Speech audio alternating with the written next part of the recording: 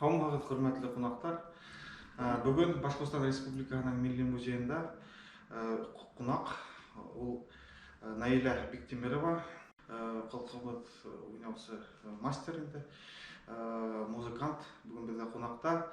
Бізде Башқұртстан Республикасының Милли музейінде халқы мұңы деген мәдени сара өтіп тұра. Біз бұл сарала халық музыка инструменттарымен таныштырабыз.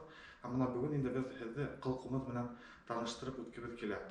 Қылқымыз ол бұрынғы түркі халықтарының музыка құралы, һәм башқұрттардың да халық инструменті болып есептеледі. Һәм бүгінгі күнде енді қылқымыз да ойнау музыка мектептерінде, сәнғат училищесінде һәм сәнғат институтында оқыталар.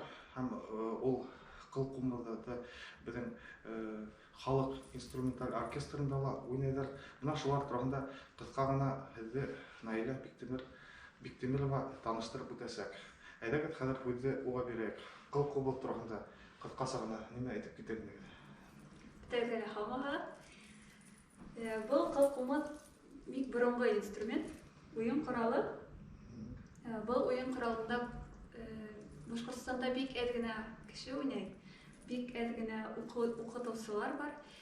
Шуға қарамастан, көп балалар тілеп бұл ойын құралында ойнарға, мектепке оқуға келелер. Өзіңіз неше яштан ойнарға үйрендіңіз? Неме аралықтарда қылқымызда ойнау? Мен өзім 2012 елдан башлап ойнай башладым бұл қылқымызда. Сізге неше яшында? Мен 10 класстан олаған вақыт. 17 болған. 17 яш болған бірі. Сонда көруменен қапылға ғашық болдым да. Оның тауышы, оның түзіліші, бигрәк мотор менен оқышаны. Шунан оқытусымда ойнап көрһәтте, һәм оқытусымда ойнап көрһәтте, һәм миңа шушы қылқымызда қолға тоттырғас, мен шунда ук башқұрт халық көйе сыңырау турнаны шунда ук ойнап маташа башлагайным. Шундан оқытусы әйдә, һин қылқымызда ойна дип, һиңа килешә дип, шулай дип ойнай башладым. Һәм сынапта неше ел өйрәндегез? Сәнгать училищесында 4 ел булды. Укыдым. Шуннан сәнгать институтында 4 ел укыдым. Әле 5-нче ел магистратурада укыйм. 1-нче ел магистратурада укыйм. Шулай дип. Үзегез укытып йөрүдегез? Үзем мәктәптә укытып йөрим. Сәнгать училищесында һәм 5-нче мәктәптә. Әйдәгез ана шу сыңырау турына көйен уйнап ишеттерәгез инде безнең тамашачыларыбызга.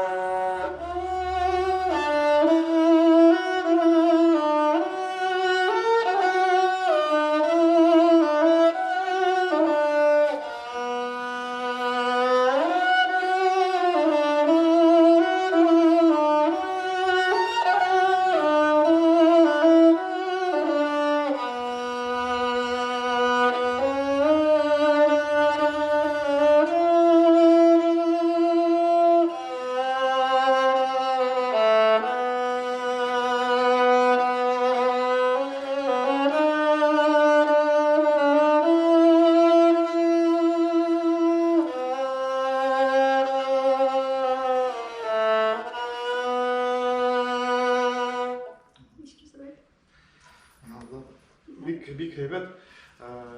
Бұл икенче инструмент. Бұл инде модернизированный кылкубы дип әйтергә була. Бұл кылкубы инде 4 Дүрт кыллы. Дүрт кыллы бұл кумыт. Бұл хәзер оркестр өчен кулайлаштырылган һәм буның турында кыска гына һөйләп китәбез. Нимәдән аерыла бұл ике кыллынан һәм үзенчәлекләре, тавышларның үзенчәлекләре шуларның турында һөйләп китәбез. Бұл ойын құралы Галимова Гүлнур Рәшитовна белән эшләнгән. Бұл кыл кумыт менән бұл ике кыл кумыт бит, бере ике кыллы кыл кумыт, менә дүрт кыллы кыл кумыт. Уларның охшашлыгы һәм уларның аермасы нимәдә? Уларның охшашлыгы шушы формаһында.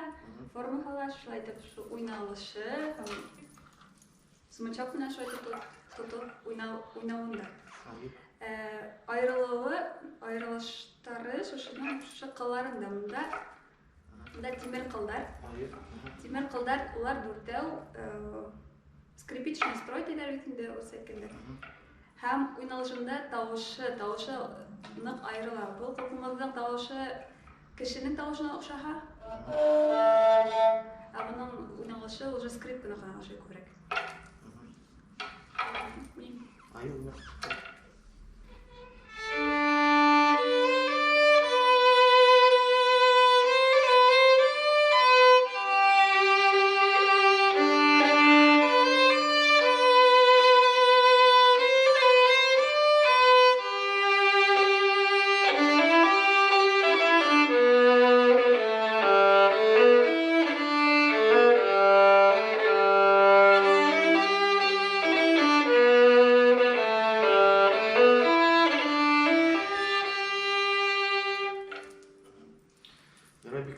Бик матур.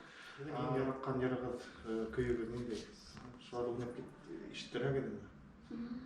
Иң яраткан көйем Капсы Курбан тета.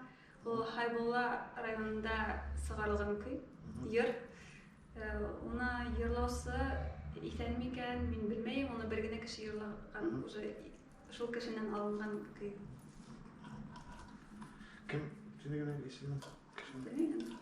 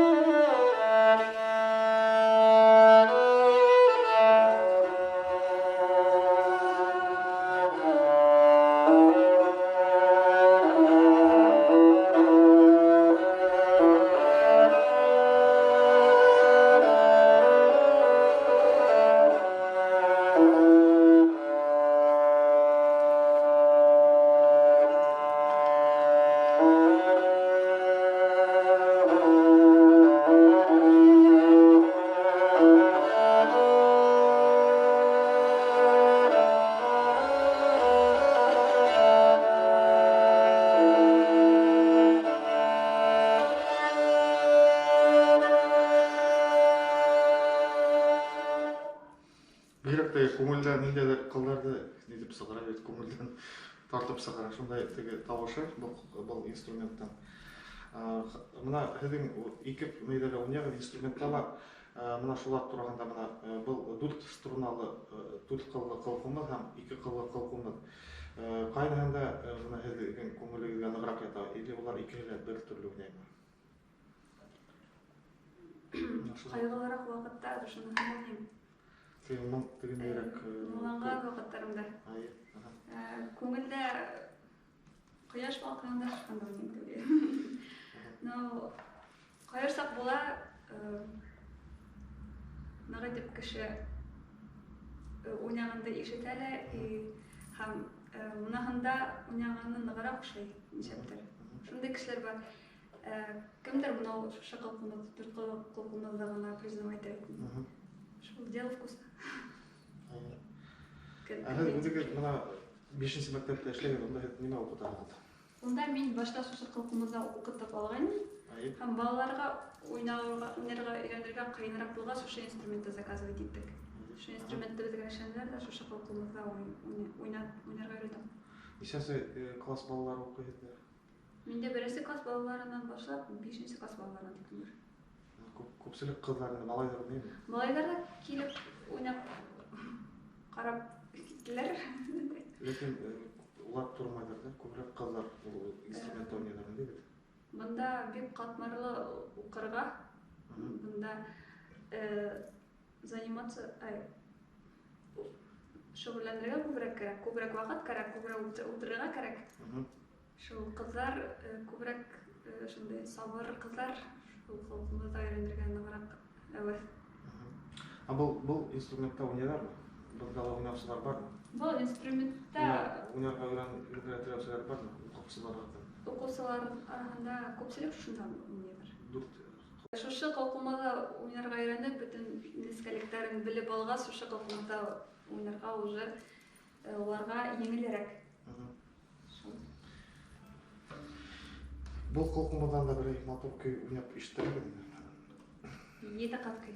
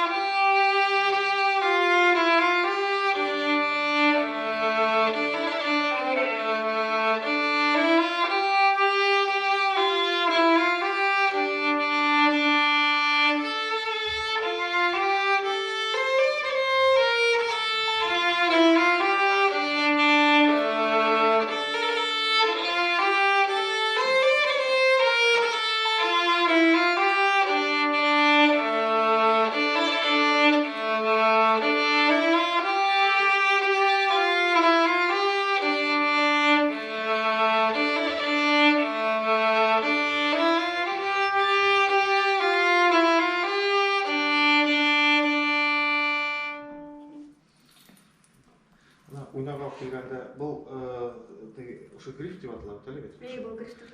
Грифка мында тулгын сабатагы да скрипка көп. Мында тулгын сабатагы бош бармактан билер менен. Ана мында билделеп алган билделер. Бул балалар өчүн шайтып билделер. Аларның билделемелери юк. Билделемелер юк, ушундан көп болот. Бул кылкымда уйнаганда тулгын сабасы кетмеген бит. Бул кылкымда уйнаганда мен тырнактардан уйнайм. Тырнактар менен бул флажолетный способ дилер. Тырнак менен способ? Флажолетный. Флажолетный способ. Шайтып басам да. Флажолет асыл булган бит. Башкасы кажы. Флажолет переводится кем? Юк, переводится. Шол тырнактардан шушы ертәре менен Шуга малайлар уйнамайды. Малайлардын тырнактары юк. Юк. Малайларга бул кылкымда уйнарга еңелерәк, чөнки колдарынын көстәре бар. Көстәре күз кирәк. Мында булай нәтиҗә баса торган күз түгел, колдың авырлыгы кирәк безнең. Бул бүтән колдың авырлыгы кирәк. Бүтән елкәнән алып шайтан басылып получается. Мына шул нәйзе күрәтеге дә тагын сигәре.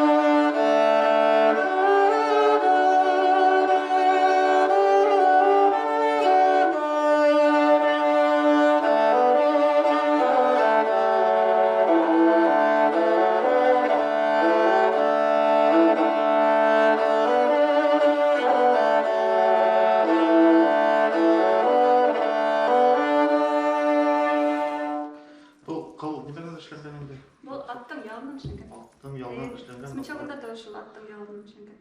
Мына бүгүнкү күндө бит тиги синтетик нелерди да коллонулар, материалдар, ошондой кылкымдар барбы? Синтетик. Кылкымдар бар, улардан табышына ул нык влиять этмей ул.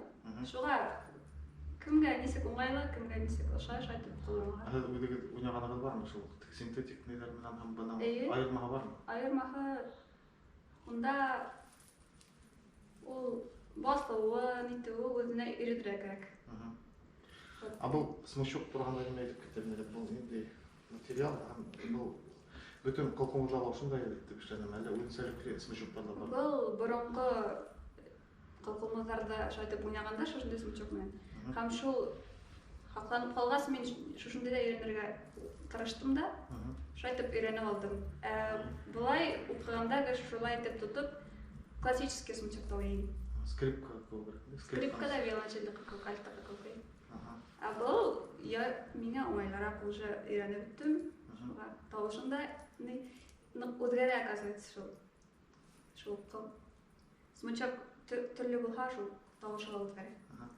Ага, ойдоготуң бул эле убакытта ошо смычок өзгөргө оңайлыраак. Миңа эң оңайлыраак ошо.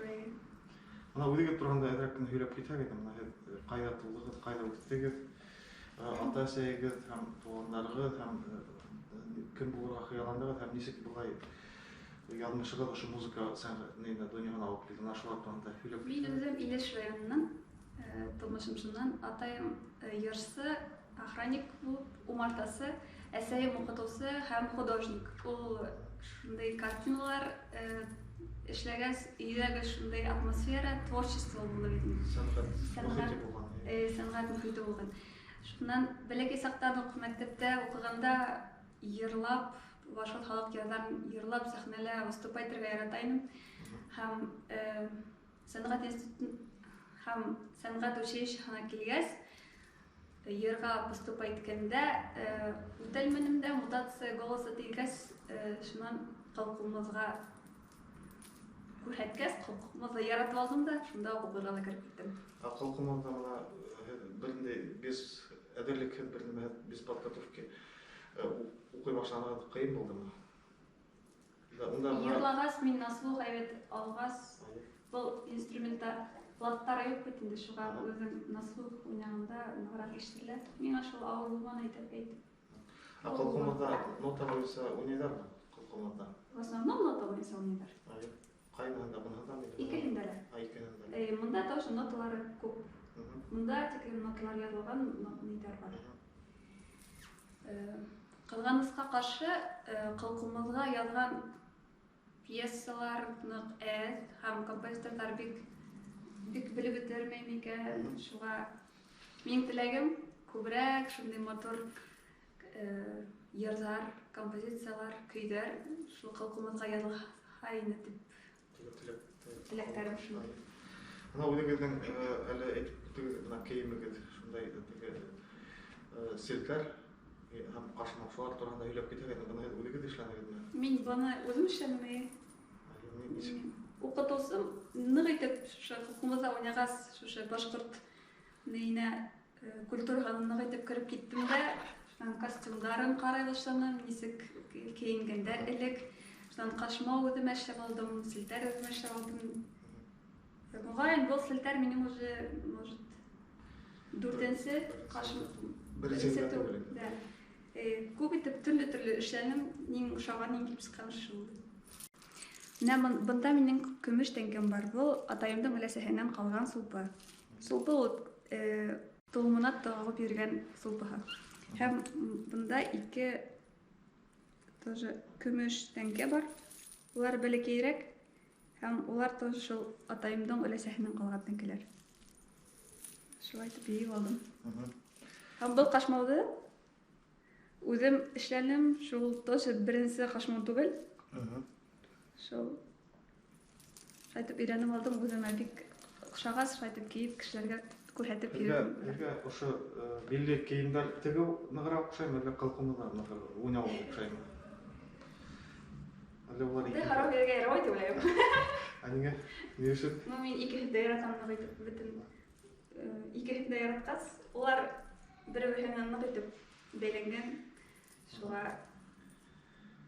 Бұл вопросқа отвечать етмеймін. Бұл ике һөнәрдә һеҙҙең күңелегеҙгә ныҡ ята һәм улар һеҙҙең булмышығыҙға инеп киткәндәр сияқтан. Бұл күрмәгәндә лә үтем теге алғас, бөтен күңелем белән башҡорт культураһына бирелгән дип уйлайым. Аңлашылды. Һеҙҙең бына иң яратҡан тегене көйөгөҙҙө уйнап күрһәтәгеҙ инде. Иң яратҡан көйөгөҙҙө, ул ниндәй көй? Ниндәй көйөгөҙ, иң яратҡан көйөгөҙ?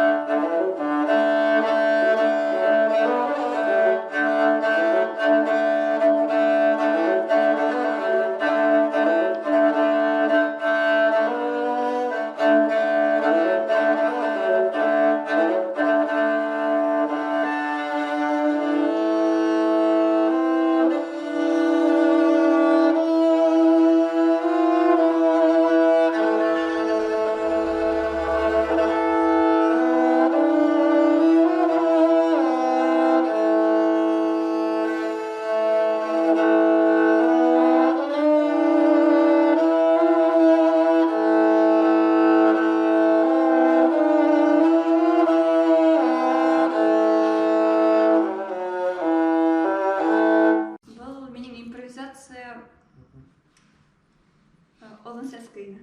Олон сәскәй.